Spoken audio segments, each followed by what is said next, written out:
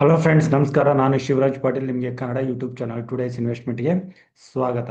ನಾವು ಇವತ್ತಿನ ಈ ವಿಡಿಯೋದಲ್ಲಿ 12th ಆಗಸ್ಟ್ ಮಂಗಳವಾರ ಸೆನ್ಸೆಕ್ಸ್ ಎಕ್ಸ್ಪೈರಿನಲ್ಲಿ ನಿಫ್ಟಿ, ಸೆನ್ಸೆಕ್ಸ್ ಜೊತೆಗೆ bank Nifty, select mid cap Nifty trading levels ಅಥವಾ ರೆಸಿಸ್ಟೆನ್ಸು ಹಾಗೂ ಸಪೋರ್ಟು ಯಾವುದೆಲ್ಲ ಇರ್ಬೋದು ಅಂತ ಡಿಸ್ಕಸ್ ಮಾಡೋಣ. ಅದ್ರ ಜೊತೆಗೆ ಮೇನ್ ಆಗಿ ಮಾರ್ಕೆಟಲ್ಲಿ ಇರೋ ನ್ಯೂಸು ಹಾಗೂ ಡೇಟಾ ಕೂಡ ಯಾವ ರೀತಿ ಬಿಲ್ಟ್ ಆಗಿದೆ ಅಂತ ನೋಡೋಣ. ನೀವು ನಮ್ಮ ಟುಡೇಸ್ ಇನ್ವೆಸ್ಟ್ಮೆಂಟ್ ಯೂಟ್ಯೂಬ್ ಚಾನಲ್ಗೆ ಹೊಸದಾಗಿದ್ದರೆ ನಮ್ಮ ಚಾನಲ್ನ ಸಬ್ಸ್ಕ್ರೈಬ್ ಮಾಡಿ ಹಾಗೂ ಪಕ್ಕದಲ್ಲಿರೋ ಬೆಲ್ ಐಕನ್ನ ಸೆಲೆಕ್ಟ್ ಮಾಡಿ. ಅದರಿಂದ ನಮ್ಮ ಮುಂದಿನ ವಿಡಿಯೋಗಳ ನೋಟಿಫಿಕೇಶನ್ ಸಿಗುತ್ತೆ. ಇನ್ನು ನಾವು ಡಿಸ್ಕಸ್ ಮಾಡಬೇಕಾದ್ರೆ ನಾನು ಹೇಳೋ ಲೆವೆಲ್ಸ್ ಅವು ಟೆಕ್ನಿಕಲಿ ಹಾಗೂ ಡೇಟಾ ಪ್ರಕಾರ ರೆಸಿಸ್ಟೆನ್ಸ್ ಹಾಗೂ ಸಪೋರ್ಟ್ಗಳಾಗಿರ್ತವೆ. ಸೊ ನೀವು ಕೂಡ ನಿಮ್ಮ ಕಡೆಯಿಂದ ಅನಾಲಿಸಿಸ್ ಮಾಡಿ, ನಿಮ್ಮ ಫೈನಾನ್ಷಿಯಲ್ ಅಡ್ವೈಸರ್ಸ್ ಇದ್ರೆ ಅವ್ರ ಹತ್ರ ಡಿಸ್ಕಸ್ ಮಾಡಿ ಪೊಸಿಷನ್ಸ್ನ ತಗೊಳ್ಳಿ. ಯಾವುದೇ ಪೊಸಿಷನ್ಸ್ನ ಅಗ್ರೆಸಿವ್ ಆಗಿ ತಗೋಬೇಡಿ. ಆದಷ್ಟು ನಿಮ್ಮ ಪೊಸಿಷನ್ಸ್ಗಳಿಗೆ ಹೆಡ್ಜಿಂಗ್ ಅಥವಾ ಸ್ಟ್ರಾಟಜಿ ಮುಖಾಂತರ ತಗೊಳ್ಳೋದ್ರಲ್ಲಿಂದ ನಿಮ್ಮ ಟ್ರೇಡಿಂಗ್ ಲಾಸಸ್ ಕಡಿಮೆಯಾಗಿ ಪ್ರಾಫಿಟ್ ಕನ್ಸಿಸ್ಟೆನ್ಸ್ ಆಗಿ ಬರೋ ಚಾನ್ಸಸ್ ಇರುತ್ತೆ. ಇನ್ನು ನಾವು ಸ್ಕ್ರೀನ್ಗೆ ಹೋಗೋಣ. ನಾವು ಇವತ್ತಿನ ದಿನದ ಡಿಸ್ಕಷನ್ 11th ಆಗಸ್ಟ್ ಸೋಮವಾರದ ಟ್ರೇಡಿಂಗ್ ಜೊತೆ ಶುರು ಮಾಡೋಣ. ಸೊ ಇವತ್ತಿನ ದಿನ ಮಾರ್ಕೆಟ್ ಓಪನ್ ಆಗ್ತಿದ್ದಂಗೆ ನಿಫ್ಟಿ ಮೇನ್ ಆಗಿ ಶುಕ್ರವಾರದ ಲೋನ ಬ್ರೇಕ್ ಮಾಡಲಿಲ್ಲ. ಮೊದಲನೇ 45 ನಿಮಿಷ ಅದೇ ಲೆವೆಲಲ್ಲಿ ಕನ್ಸಲ್ಟೇಷನ್ ಆಗಿ 45 ನಿಮಿಷದ ನಂತರ 10 ಗಂಟೆ ನಂತರ ಬಂದ ಮೂಮೆಂಟಮ್ಮು ಸೊ ನಿಫ್ಟಿನ ಮೇಲೆ 100 ಡೇ ಮೂವಿಂಗ್ ಆವರೇಜ್ ವರೆಗೆ ತಗೊಂಡು ಬಂತು. ಸೊ 100 ಡೇ ಮೂವಿಂಗ್ ಆವರೇಜ್ 24,600 ಹತ್ರ ಇತ್ತು. ಇದನ್ನ ನಾವು ಪ್ರೀವಿಯಸ್ ವಿಡಿಯೋದಲ್ಲಿ ಡಿಸ್ಕಸ್ ಮಾಡಿದ್ವಿ. ಇನ್ನು ನಿಫ್ಟಿ ಜೊತೆಗೆ ನಾವು ಬ್ಯಾಂಕ್ ನಿಫ್ಟಿ ಕೂಡ ನೋಡಿದ್ರೆ, ಬ್ಯಾಂಕ್ ನಿಫ್ಟಿನಲ್ಲಿ ಕೂಡ ನೀವು ಗಮನಿಸಿದ್ರೆ ಇದು ಕೂಡ ಶುಕ್ರವಾರದ ಲೋನ ಇಲ್ಲಿ ಬ್ರೇಕ್ ಮಾಡಲಿಲ್ಲ. ಇದು ಕೂಡ starting of the day first 15 minutes ಅಲ್ಲೇ ಶುಕ್ರವಾರದ ಲೋ ಹತ್ರ ಹೋಗಿತ್ತು. ಅಲ್ಲಿ 100 ಡೇ ಮೂವಿಂಗ್ ಆವರೇಜ್ ಹತ್ರನೇ ಸಪೋರ್ಟ್ ತಗೊಂಡು ರಿಕವರಿ ಕಾಣ್ತು. ಇಲ್ಲಿ ಕೂಡ ಸೆಕೆಂಡ್ ಹಾಫ್ ಅಲ್ಲಿ ಆಫ್ಟರ್ 1:30 ಮಾರ್ನಿಂಗ್ ಐನ ಕ್ರಾಸ್ ಆಗಿ ಇದು 55,500 ಕೂಡ ಒಂದು ಬಾರಿ ಕ್ರಾಸ್ ಆಗಿ ಎಂಡ್ ಆಫ್ ದ ಡೇ 55,510 ಹತ್ರ ಕ್ಲೋಸಿಂಗ್ ನ ಕೊಟ್ಟಿದೆ. ಇದ್ರ ಜೊತೆಗೆ ನಾವು ಸೆಲೆಕ್ಟ್ ಮಿಡ್ ಕ್ಯಾಪ್ ನಿಫ್ಟಿನ ನೋಡಿದ್ರೆ, initially select mid cap Nifty ಶುಕ್ರವಾರದ ಲೋನ ಇಲ್ಲಿ ಬ್ರೇಕ್ ಮಾಡಿತ್ತು. ಅದಾದ್ಮೇಲೆ ಇಲ್ಲಿ ಕೂಡ ಲೋವರ್ ಲೆವೆಲ್ ಒಂದು ಒಳ್ಳೆ ರಿಕವರಿ ಕಂಡು ಇದು 12,600 ಮೇಲೆ ಈಗ ಕ್ಲೋಸಿಂಗ್ ನ ಕಂಡಿದೆ. ಇನ್ನು ಇವತ್ತಿನ ದಿನದ ಮೇನ್ ನ್ಯೂಸ್ ಅಂತಂದ್ರೆ ICICI ಬ್ಯಾಂಕ್ ಆಗಿತ್ತು. ಸೊ ICICI ಬ್ಯಾಂಕ್ ಅಲ್ಲಿ ಆಗಸ್ಟ್ ಮಂತ್ ಇಂದ ಹೊಸ ಕರೆಂಟ್ ಅಕೌಂಟ್ ಅಥವಾ ಸೇವಿಂಗ್ ಅಕೌಂಟ್ಗಳು ಓಪನ್ ಮಾಡಿದ್ರೆ ಮಿನಿಮಮ್ 50,000 ಯಾವರೇಜ್ ಮೇಂಟೆನೆನ್ಸ್ ಇರಬೇಕು ಅಂತ ICICI ಬ್ಯಾಂಕ್ ಕಡೆಯಿಂದ ಅನೌನ್ಸ್ಮೆಂಟ್ ಬಂದಿದೆ. ಸೊ ಹಾಗಾಗಿ ಇದು ಒಂದು ಮೇನ್ ನ್ಯೂಸ್ ಆಗಿತ್ತು. ಸೊ ಇದಕ್ಕಾಗಿ ICICI ಬ್ಯಾಂಕ್ ಅಲ್ಲಿ ಇವತ್ತಿನ ದಿನ starting of the day correction ಬಂದಿತ್ತು. ಆದ್ರೆ ಅಲ್ಲಿ ಕೂಡ ದಿನ ಕೊನೆ ಆಗೋವರೆಗೆ ಅಲ್ಲಿ ಕೂಡ ಒಂದು ರಿಕವರಿ ಬಂತು. ಆಲ್ಮೋಸ್ಟ್ ಫ್ಲಾಟ್ ಆಗಿ ICICI ಬ್ಯಾಂಕ್ ಅಲ್ಲಿ ಕೂಡ ಕ್ಲೋಸಿಂಗ್ ಬಂತು. ಇನ್ನು ಮಾರ್ಕೆಟ್ ಮೂವರ್ಸ್ ಯಾರೆಲ್ಲ ಅಂತ ನೋಡೋದಾದ್ರೆ, ಮೇನ್ ಆಗಿ HDFC ಬ್ಯಾಂಕ್, ಇದರಲ್ಲಿ ಮೋರ್ ದೆನ್ 1% ಮೂಮೆಂಟಮ್ ಇತ್ತು. ಅದ್ರ ಜೊತೆಗೆ Reliance, SBI, L&T, Axis bank, Tata motors, ಹೀಗೆ 46 ಸ್ಟಾಕ್ಗಳ ನಿಫ್ಟಿನಲ್ಲಿ ಪಾಸಿಟಿವ್ ಅಲ್ಲಿ ಕ್ಲೋಸ್ ಆದ್ರೆ ಓನ್ಲಿ 4 ಸ್ಟಾಕ್ಸ್ ನೆಗೆಟಿವ್ ಅಲ್ಲಿ ಕ್ಲೋಸ್ ಆಯ್ತು. ಸೊ ಹಾಗಾಗಿ ಇವತ್ತಿನ ದಿನದ ಮಾರ್ಕೆಟ್ ತುಂಬಾ ಬುಲ್ಲಿಶ್ ಆಗಿತ್ತು.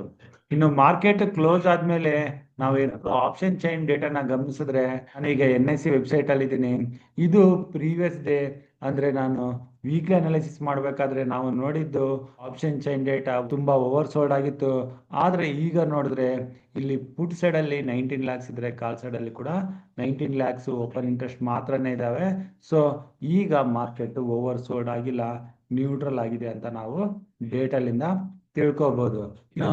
FIs ಡೇಟಾ ನಾವು ಇಲ್ಲಿ ಚೆಕ್ ಮಾಡ್ಬೇಕಂತಂದ್ರೆ 8th ಆಗಸ್ಟ್ ಇಲ್ಲಿ FIs 1900 crores ಅಷ್ಟು ಕ್ಯಾಶ್ ಅಲ್ಲಿ ಬೈ ಮಾಡಿದ್ರು. ಅದೇ ನಾವು 19th ಆಗಸ್ಟ್ ಡೇಟಾನ ನೋಡಿದ್ರೆ ಇಲ್ಲಿ ಅಗೇನ್ FIs ಸೆಲ್ ಮಾಡಿದ್ದಾರೆ. ಸೊ ಆಕ್ಚುಲಿ ಓವರ್ ಆಲ್ ಆಗಿ 9,400 crores ಅಷ್ಟು ಕ್ಯಾಶ್ ಅಲ್ಲಿ ಬೈ ಮಾಡಿದ್ರೆ 10,500 crores ಅಷ್ಟು ಕ್ಯಾಶ್ ಅಲ್ಲಿ ಸೆಲ್ ಮಾಡಿದ್ದಾರೆ. ಸೊ ನೆಟ್ FIs ಇವತ್ತಿನ ದಿನ 11th ಆಗಸ್ಟ್ ಸೆಲ್ಲಿಂಗ್ ಮಾಡಿದ್ದಾರೆ. ಸೊ ಇದು ನಮಗೆ ಸದ್ಯಕ್ಕೆ ನೆಗೆಟಿವ್ ಆಗಿ ಕಾಣಿಸ್ತಾ ಇದೆ. ಇನ್ನು ನಾವು ನ್ಯೂಸ್ಗಳ ಬಗ್ಗೆ ನೋಡೋದಾದ್ರೆ, ನಾಳೆ ಇಂಡಿಯನ್ ಮಾರ್ಕೆಟ್ ಕ್ಲೋಸ್ ಆದ್ಮೇಲೆ ಇಂಡಿಯಾ ಅಂದ್ರೆ ಭಾರತದ ಹಾಗೂ US ಎರಡು ಎಕಾನಮಿಗಳ July month CPI inflation data ಬರೋದಿದೆ ಟ್ಯೂಸ್ಡೇ ಆಗಸ್ಟ್ 12th. ಸೊ ಈ ಡೇಟಾ ಬಹಳ ಇಂಪಾರ್ಟೆಂಟ್ ಆಗಿರುತ್ತೆ.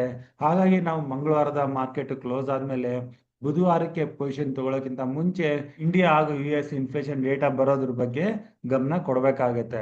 ಸೊ ಇಲ್ಲಿಂದ ನಾವು ಅಗೇನ್ FIs ಡೇಟಾಗೆ ಬಂದ್ರೆ, ಈಗ FIs ಡೇಟಾ ಯಾವ ರೀತಿ ಬಿಲ್ಟ್ ಆಗಿದೆ ಅಂತ ನಾವು ನೋಡೋದಾದ್ರೆ, ನಿಫ್ಟಿನಲ್ಲಿ ಕಾಲ್ ರೇಟರ್ಸ್ 24,600 ಹತ್ರ ಹೈಯೆಸ್ಟ್ ಆಗಿದ್ದಾರೆ.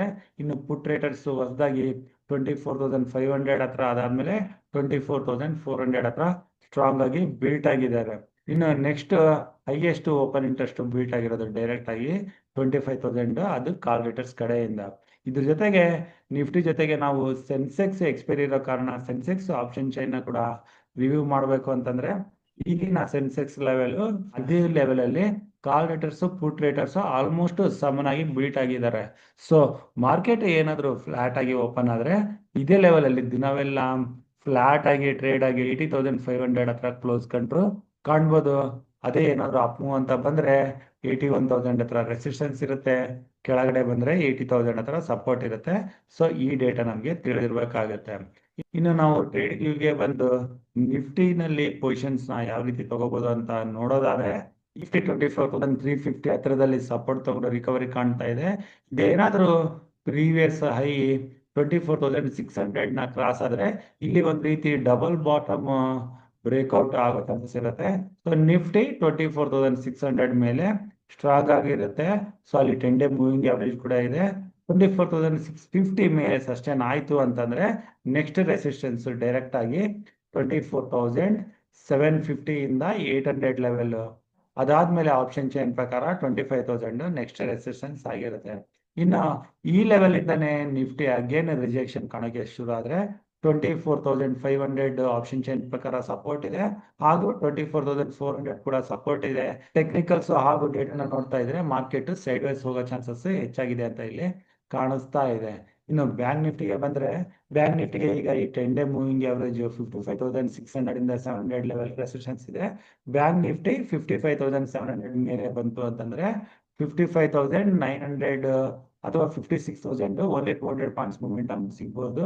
ಇದು ಆಕ್ಚುಲಿ ಸ್ಟ್ರಾಂಗ್ ಆಗಿ ಆಗೋದು 56,000 ಮೇಲೆ ಬ್ಯಾಂಕ್ ನಿಫ್ಟಿ ಕ್ಲೋಸಿಂಗ್ ಬಂತು ಅಂತಂದ್ರೆ, ಅಲ್ಲಿಂದ ನಾವು ನೆಕ್ಸ್ಟ್ ಅಪ್ ಮೂವ್ ಅಥವಾ ಶಾರ್ಟ್ ಕವರಿಂಗ್ ನ ಎಕ್ಸ್ಪೆಕ್ಟ್ ಮಾಡಬಹುದು. ಇನ್ನು ಬ್ಯಾಂಕ್ ನಿಫ್ಟಿ ಈ ಲೆವೆಲ್ ಇಂದ ರಿಜೆಕ್ಷನ್ ತಂದ್ರೆ ಅಗೇನ್ ಕೆಳಗಡೆ ಬಂದು 55,000 ನ ಟೆಸ್ಟ್ ಮಾಡೋ ಚಾನ್ಸಸ್ ಇರುತ್ತೆ. ಇನ್ನು ಸೆಲೆಕ್ಟ್ ಮಿಡ್ ಕ್ಯಾಪ್ ನಿಫ್ಟಿಗೆ ಬಂದ್ರೆ, ಸೆಲೆಕ್ಟ್ ಮಿಡ್ ಕ್ಯಾಪ್ ನಿಫ್ಟಿಗೆ ಇಮಿಡಿಯೇಟ್ ರೆಸಿಸ್ಟೆನ್ಸ್ 12,670 1,700 ಈ ಲೆವೆಲ್ ಅಲ್ಲಿ ಇದೆ. ಸಪೋರ್ಟ್ 12,500 ಹಾಗೂ 12,400 ಆಗಿರುತ್ತೆ. ಆಕ್ಚುಲಿ ಸೆಲೆಕ್ಟ್ ಕ್ಯಾಪ್ ನಿಫ್ಟಿನಲ್ಲಿ ನಾವು ಸ್ಟ್ರಾಂಗ್ ಅಪ್ ಮೂವ್ ನ ಎಕ್ಸ್ಪೆಕ್ಟ್ ಮಾಡೋದು 12,750 ಮೇಲೆ ಮಾತ್ರ. ನಾವು ಅಗ್ರೆಸಿವ್ ಶಾರ್ಟ್ ಕವರಿಂಗ್ ಹಾಗೂ ಅಪ್ ಮೂವ್ ನೋಡೋ ಚಾನ್ಸಸ್ ಇರುತ್ತೆ. ಇನ್ನು ಈ ಸೆನ್ಸೆಕ್ಸ್ ಎಕ್ಸ್ಪೈರಿ ಇರೋ ಕಾರಣ ಸೆನ್ಸೆಕ್ಸ್ ನಲ್ಲಿ ಕೂಡ ನಾವು ಲೆವೆಲ್ಸ್ ನೋಡ್ಬೇಕು ಅಂತಂದ್ರೆ, ಈಗಿನ ಲೆವೆಲ್ 80,500 ಅದರನ್ನೇ ಸೆನ್ಸೆಕ್ಸ್ ಇಲ್ಲೇನೆ ಸೈಡ್ ವೇಸ್ ಆಗೋ ಚಾನ್ಸಸ್ ಇರುತ್ತೆ. ಸೊ ಇದು ಏನಾದ್ರೂ ಕೆಳಗಡೆ ಬಂತು ಅಂತಂದ್ರೆ 80,000 ಹತ್ರ ಆಪ್ಷನ್ ಚೈನ್ ಪ್ರಕಾರ ಸಪೋರ್ಟ್ ಇರುತ್ತೆ. ಪ್ರೀವಿಯಸ್ ಸಪೋರ್ಟ್ 79,800 ಹಾಗೂ 79,600 200 ಇಲ್ಲಿ ಸಪೋರ್ಟ್ ಕಾಣಿಸ್ತಾ ಇದೆ. ಇನ್ನು ಸೆನ್ಸೆಕ್ಸ್ ಅಲ್ಲಿ 80,800 ಹತ್ರ 10-day ಮೂವಿಂಗ್ ಅವರೇಜ್ ಹಾಗೂ 100-day ಮೂವಿಂಗ್ ಅವರೇಜ್ ಇದಾವೆ. ಸೊ ಸೆನ್ಸೆಕ್ಸ್ 80,800 ಮೇಲೆ ಸಸ್ಟೈನ್ ಆಯ್ತು ಅಂತಂದ್ರೆ 81,000 ಆಪ್ಷನ್ ಚೈನ್ ಪ್ರಕಾರ ರೆಸಿಸ್ಟೆನ್ಸ್, ಅದಾದ್ಮೇಲೆ 81,200 ಟೆಕ್ನಿಕಲಿ 20-day ಮೂವಿಂಗ್ ಅವರೇಜ್ ಇದೆ. ಸೆನ್ಸೆಕ್ಸ್ ಅಲ್ಲಿ ಕೂಡ ಯಾವುದೇ ಪೊಸಿಷನ್ ತಗೊಂಡ್ರೆ ಇಲ್ಲಿ ಟ್ರಾಪ್ ಆಗೋ ಚಾನ್ಸಸ್ ಇರುತ್ತೆ. ಸೊ ಆಕ್ಚುಲಿ ನಾವು ಸೆನ್ಸೆಕ್ಸ್ ಅಲ್ಲಿ ಅಗ್ರೆಸಿವ್ ಆಗಿ ಲಾಂಗ್ ಪೊಸಿಷನ್ ನೋಡ್ಬೇಕು ಅಂತಂದ್ರೆ, ಇದು ತನ್ನ ಈ 50-day ಮೂವಿಂಗ್ ಅವರೇಜ್ 81,500 ಮೇಲೆ ಸೆಷನ್ ಆದ್ರೆ ಮಾತ್ರನೇ ಅಲ್ಲಿಂದ ನಾವು ಒಂದು ಒಳ್ಳೆ ಶಾರ್ಟ್ ಕವರಿಂಗ್ ನ ನೋಡ್ಬೋದು. ಅಥವಾ ಕೆಳಗಡೆ ಬಂದು ಇದು ಏನಾದ್ರು 79,600 ನ ಬೇಕಾದ್ರೆ ಇನ್ನಷ್ಟು ಹೆಚ್ಚಿನ ಕರೆಕ್ಷನ್ ನ ನೋಡ್ಬೋದು. ಈ ಮಧ್ಯದಲ್ಲಿ ಇದರಲ್ಲಿ ಆಪ್ಷನ್ ಬೈಯರ್ಸ್ ಯಾವುದೇ ಪೊಸಿಷನ್ ತಗೊಳ್ಳೋದ್ರಿಂದ ರಿಸ್ಕ್ ಇರೋ ಚಾನ್ಸಸ್ ಇರುತ್ತೆ. ಸೊ ಹಾಗಾಗಿ ಆಪ್ಷನ್ ಬೈಯರ್ಸ್ ಇಂಡೆಕ್ಸ್ ನ ಅವಾಯ್ಡ್ ಮಾಡಿ ಮೊಮೆಂಟಮ್ ಸ್ಟಾಕ್ ಗಳನ್ನ ಐಡೆಂಟಿಫೈ ಮಾಡಿ ಅದರಲ್ಲಿ ಪೊಸಿಷನ್ ತಗೊಳ್ಳೋದು ಒಳ್ಳೇದನ್ಸುತ್ತೆ ಮಂಗಳವಾರದ ದಿನ 12th ಆಗಸ್ಟ್. ಸೊ ಇಷ್ಟ ಹೇಳ್ತಾ ಇವತ್ತಿನ ವಿಡಿಯೋಗೆ ಮುಗಿಸ್ತಾ ಇದ್ದೀನಿ. ನಾನು ಕೊಟ್ಟಿರೋ ಮಾಹಿತಿ ನಿಮಗೆ ಇಷ್ಟ ಆದಲ್ಲಿ ಲೈಕ್ ಮಾಡೋದನ್ನ, ನಿಮ್ಮ ಫ್ರೆಂಡ್ ಸರ್ಕಲ್ ಅಲ್ಲಿ ಶೇರ್ ಮಾಡೋದನ್ನ ಮರಿಬೇಡಿ. ನಿಮ್ಮ ಅನಿಸಿಕೆನ ಕಮೆಂಟ್ ಬಾಕ್ಸ್ ಮೂಲಕ ತಿಳಿಸಿ. ಇನ್ನು ನನ್ನ ಮುಂದಿನ ವಿಡಿಯೋ ಬರೋವರೆಗೂ ನಿಮಗೆ ನನ್ನ ಕಡೆಯಿಂದ ಧನ್ಯವಾದಗಳು. Thank you.